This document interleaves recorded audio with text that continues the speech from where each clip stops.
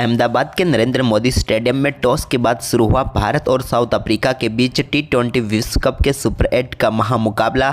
इन 11 खिलाड़ियों के साथ उतर रही टीम इंडिया ने पहले बल्लेबाजी करते हुए रच डाला इतिहास। नमस्कार दोस्तों, स्वागत है आपका एक बार फिर हमारे चैनल में। दोस्तों, भारत और साउथ अफ्रीका के बीच टी20 विश्व कप का महामुकाबला अहमदाबाद के नरेंद्र मोदी स्टेडियम में शुरू हो चुका है, जहां पर साउथ अफ्रीका की टीम को पहले गेंदबाजी करने का मौका मिला है तो टीम इंडिया ने पहले बल्लेबाजी की है।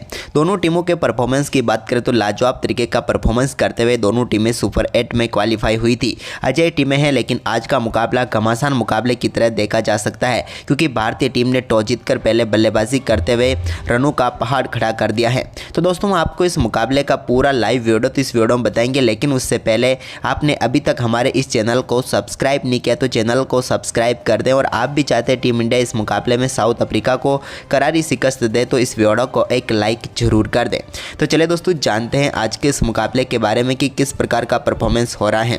वैसे आपको बता दें कि दोनों टीमों ने अब तक इस टी20 विश्व कप में एक भी मुकाबला नहीं आ रहा है, यानी कि पूरी तरीके से दमदार तरीके से दोनों टीमें आगे बढ़ी हैं। लेकिन आज के मुकाबले के बाद एक टीम को तो हार का सामना करना ही पड़ेगा। तो चलिए सबसे पहले तो बात करेंगे आज के इस मुकाबले के टॉस की। तो दोस्तों, आज के इस मुकाबले में सिक्का उछाला टीम इंडिया के कप्तान सूर्य कुमार यादव ने और गिरा भी इन्हीं के पक्ष में। इन्होंने टॉस जीतकर आज पहले बल्लेबाजी का फैसला किया, तो वहीं पर दूसरी तरफ एडन मार्करम आज पहले गेंदबाजी ही करना चाहते थे। इसके बाद भारतीय टीम की तरफ से ईशान किशन के साथ अभिषेक शर्मा पारी की शुरुआत करने उतरे। आज दो विस्फोटक बल्लेबाजों से शानदार शुरुआत की उम्मीद थी, खासकर कि अभिषेक से, लेकिन यहाँ पर दोस्तों लुंगी एनगेडी पहला ओवर डालने आए तो उनके ओवर की दूसरी गेंद पर ही ईशान किशन ने एक लाजवाब शॉट खेला और गेंद को डीप मिड विकेट के ऊपर से बाउंड्री लाइन के पार फेंच कर अपनी पारी का पहला छक्का जड़ा, और इसी छक्के के साथ इन्होंने खाता भी खोल लिया। इसके बाद लुंगी एनगेडी के इस ओवर की आखिरी गेंद पर भी उन्होंने एक और शानदार छक्का स्क्वायर लेग के ऊपर से लगाया और इस ओवर में शानदार बल्लेबाजी करते हुए 13 रन बटोर लिए, यानी कि भारतीय टीम ने पहले ओवर में ही शानदार शुरुआत कर डाली। इसके बाद दूसरे ओवर में भी शानदार बल्लेबाजी देखने को मिली ईशान किशन के बल्ले से, जहां पर उन्होंने एक बार फिर से एक गेंद को फ्लिक करके बाउंड्री लाइन के पार भेज दिया। तो इसके बाद इन्होंने मार्को यंसन की एक और गेंद का सामना किया अभिषेक शर्मा ने, तो यहाँ पर कट शॉट के जरिए अपनी पारी का पहला चौका लगाया और इसी के साथ अभिषेक शर्मा ने भी इस टी20 वर्ल्ड कप के चौथे मैच में अपना खाता खोल लिया। वहीं पर इसके बाद दोस्तों शानदार बल्लेबाजी करते हुए मार्को यंसन के ओवर की आखिरी गेंद पर ईशान किशन ने एक और लाजवाब शॉट खेला और गेंद को सामने की तरफ बेहतरीन तरीके से 4 रनों के लिए बाउंड्री लाइन के पार भेज दिया।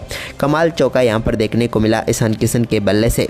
इसके बाद दोस्तों गेंदबाजी में बदलाव हुआ और कंगिसो रबाडा तीसरा ओवर डालने आए, तो तीसरे ओवर की पहली गेंद का सामना कर रहे थे यहाँ पर शानदार तरीके से ईशान किशन, जहाँ पर उन्होंने एक और गेंद को फ्लिक के जरिए बाउंड्री लाइन के पार फेंचते हुए एक और लाजवाब छक्का यहाँ पर जड़ दिया। कंगिसो रबाडा की गेंद को भी इन्होंने शानदार तरीके से स्टैंड तक पहुँचाने का काम किया। ईशान किशन एक बार फिर तूफानी बल्लेबाजी करनी शुरू कर चुके थे। इसी बीच गेंदबाजी करने के लिए कॉर्बिन बॉस आए चौथे ओवर में, तो उनके ओवर की पहली गेंद पर अभिषेक शर्मा ने भी एक बड़ा शॉट खेला और गेंद को एक्स्ट्रा कवर के ऊपर से 1 बाउंस चौके के लिए बाउंड्री लाइन के पार भेजा। अभिषेक का यह दूसरा चौका था। इसके बाद दोस्तों इसी ओवर की दूसरी गेंद पर भी एक बार फिर से अभिषेक ने बड़ा शॉट खेला और एक बार फिर से गेंद को 4 रनों के लिए बाउंड्री लाइन के पार भेजकर बैक टू बैक 2 चौके यहां पर इस ओवर में झड़ दिए। इसके बाद दोस्तों ओवर की तीसरी गेंद को भी वो कहां छोड़ने वाले थे, एक बार फिर से एक्स्ट्रा कवर के ऊपर से ही लाजवाब शॉट खेला और यहां पर 3 बैक टू बैक चौके लगाने में कामयाब हुए अभिषेक शर्मा। लेकिन इसके बाद दोस्तों यहाँ पर अभिषेक शर्मा ने यह शानदार परफॉर्मेंस जारी रहा और इस ओवर की 5वीं गेंद पर भी एक और शानदार चौका जड़ दिया, यानी कि टोटल 4 चौके इस ओवर में अभिषेक शर्मा के बल्ले से आ चुके थे। कमाल बल्लेबाजी यहाँ पर कॉर्बिन बॉस के सामने दिखा रहे थे अभिषेक शर्मा। लेकिन इसके बाद दोस्तों एनरिक नोरकिया 5वां ओवर लेकर आए, तो उनकी पहली गेंद पर एक और फिर से स्क्वायर लेग की तरफ शानदार शॉट खेला और एक और चौका अभिषेक ने जड़ दिया।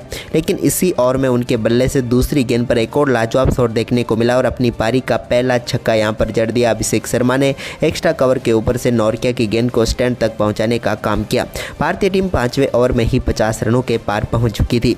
इसी बीच दोस्तों नोरकिया के ओवर की तीसरी गेंद पर एक शानदार शॉट स्क्वायर लेग के ऊपर से खेलने में कामयाब हुए ईशान किशन और एक और लाजवाब छक्का इनके बल्ले से देखने को मिला, जो कि सीधे स्टैंड में दर्शकों के बीच में गया। यानी कि उनके बल्ले से निकला हुआ एक और छक्का था। लेकिन ओवर की चौथी गेंद पे कहाँ खाली जाने वाली थी, एक और शानदार शॉट खेलने में कामयाब हुए ईशान किशन और इस ओवर का तीसरा छक्का इनके बल्ले से देखने को मिला। लेकिन गेम अभी रुका नहीं था और अभी बाकी था और चौथी गेंद को शानदार तरीके से स्ट्रेट बाउंड्री लाइन के पार भेज दिया और यहाँ पर चौथा छक्का इस ओवर का जड़ दिया कमाल बल्लेबाजी करते हुए। लेकिन दोस्तों ओवर की आखिरी गेंद पर भी एक और अपर कट शॉट लगा यहाँ पर और एक और छक्का यहाँ पर मिल गया ईशान किशन को और इस ओवर में शानदार बल्लेबाजी करते हुए 5 बेहतरीन छक्के जड़े, जिसमें से 4 छक्के ईशान किशन के बल्ले से देखने को मिले तो एक छक्का अभिषेक शर्मा के बल्ले से देखने को मिला। वहीं पर दोस्तों इसके बाद ईशान किशन अब पहुंच चुके थे 19 गेंदों पर 47 रनों पर, लेकिन उन्होंने अपनी 20वीं गेंद पर एक और शानदार शॉट के जरिए गेंद को स्टैंड तक पहुंचाने का काम किया और शानदार छक्के के साथ ही दमदार बल्लेबाजी करते हुए अपना शानदार अर्धशतक पूरा कर लिया। तूफानी बल्लेबाजी करते हुए भारतीय टीम के इन दोनों बल्लेबाजों ने पावर प्ले में ही भारतीय टीम के स्कोर को 90 रनों तक पहुंचा दिया, यानी कि पूरी तरीके से परकच्छे उड़ाकर रख दिए साउथ अफ्रीका की टीम के। अब तो मुश्किलों में फंस चुकी थी पूरी साउथ अफ्रीका, क्योंकि कमाल बल्लेबाजी हो रही थी ओपनिंग बल्लेबाजों से।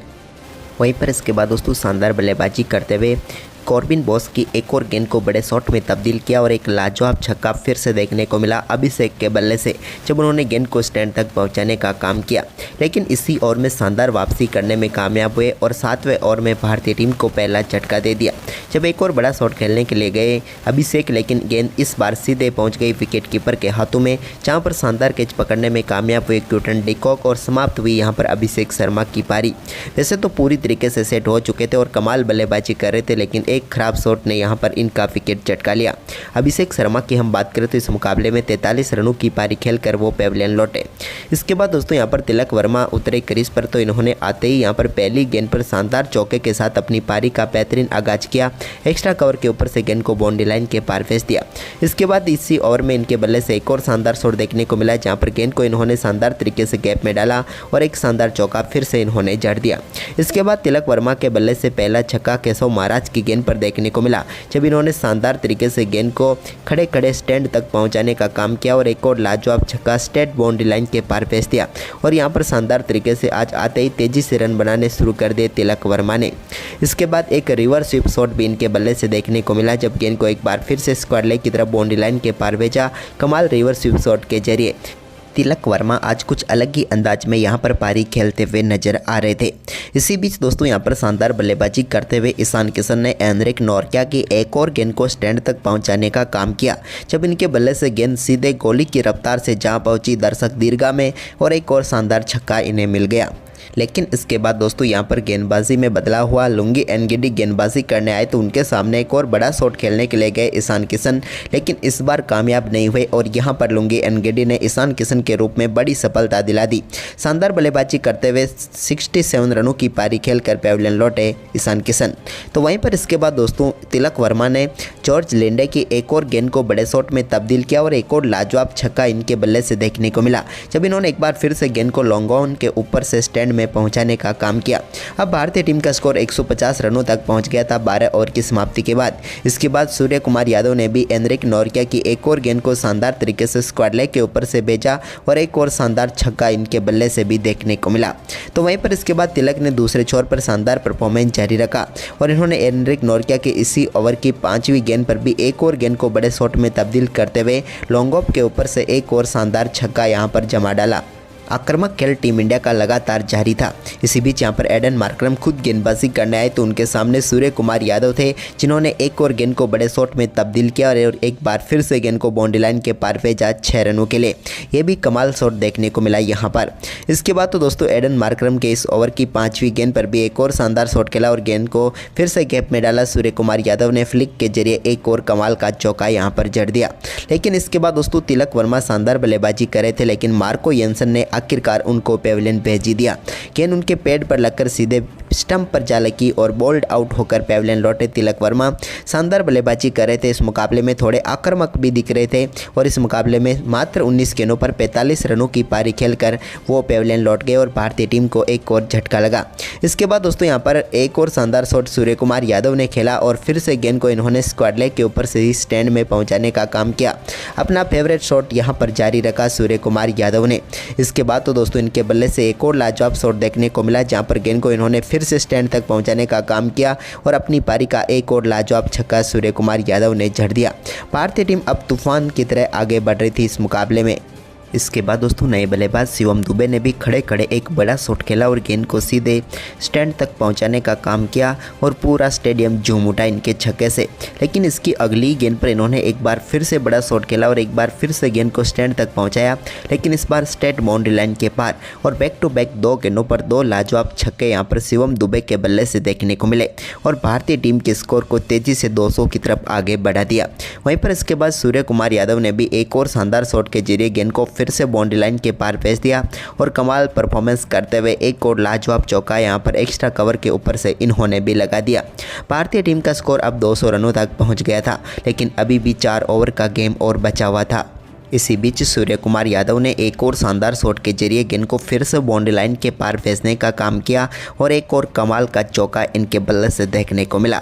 लेकिन इसी बीच शिवम दुबे भी कहां पीछे रहने वाले थे, उनके सामने एक और गेंद डाली गई। थोड़ी सी स्लॉट में गेंद आई तो उन्होंने सामने वाले फ्लॉट में गेंद को डाल दिया और एक और छक्का लॉन्ग ऑफ के ऊपर से जड़ने में वो कामयाब हुए। शिवम दुबे के बाहुबली छक्के यहाँ पर देखने को मिल रहे थे, जो कि एक के बाद एक गेंद को बाउंड्री लाइन के पार पहुँचा रहे थे। इसी बीच शिवम दुबे के सामने एक और शॉट गेंद आई, जिसको भी उन्होंने शानदार तरीके से बड़े शॉट में तब्दील किया और गेंद को फिर से बाउंड्री लाइन के पार भेजते हुए एक और कमाल का चौका यहां पर जमा दिया। अब तो यहां पर गेंदबाजों के इस परफॉर्मेंस से हताश हो चुके थे टीम के कप्तान एडन मार्करम, लेकिन इसी बीच शिवम दुबे के सामने स्पिन गेंदबाजी को फिर से लाया गया तो यहां पर दुबे ने एक और कमाल का शॉट खेला और एक बार फिर से गेंद को लॉन्ग ऑन के ऊपर से स्टैंड में पहुंचाने का काम इन्होंने कर दिया। कमाली छक्का यहां पर देखने को मिला शिवम दुबे के बल्ले से। लेकिन इसी बीच सूर्य कुमार यादव ने भी मार्को यानसन के एक और गेंद को कमाल तरीके से बाउंड्री लाइन के पार भेजते हुए एक और शानदार चौका जड़ दिया। अब सूर्य कुमार यादव भी अपने अर्धशतक के बिल्कुल करीब आ चुके थे।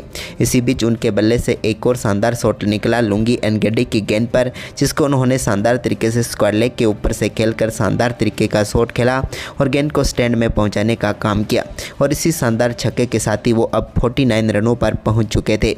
इसी बीच दोस्तों यहां पर शानदार बल्लेबाजी करते हुए सूर्य कुमार यादव ने एक और कमाल का शॉट के जरिए गेंद को फिर से 4 रनों के लिए बाउंड्री लाइन के पार भेज दिया। ये तो कमाल का ही शॉट इनके बल्ले से निकला और कमाली तरीके से गेंद बाउंड्री लाइन के पार चली गई और कमाल का चौका इन्हें मिल गया।